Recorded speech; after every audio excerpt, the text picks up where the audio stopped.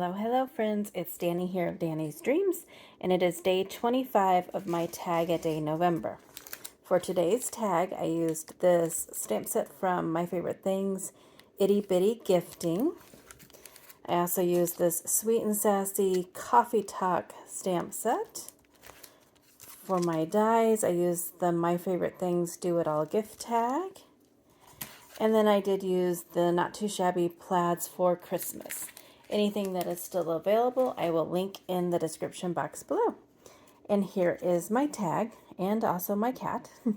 Another gift card. This one I went with a coffee theme, so I have an old Starbucks card in there just to show. And then I have the little tags that say enjoy, just some of that pattern paper, and then treat yourself, and then a coffee cup on there, held together by twine. Just some cardstock on the back, and another super easy way to give a gift card that looks a little bit nicer and a little bit more fun. Again, I think these would be so fun to tie to your Christmas tree. But that is day 25. I will be back here tomorrow for day 26. Have a great day.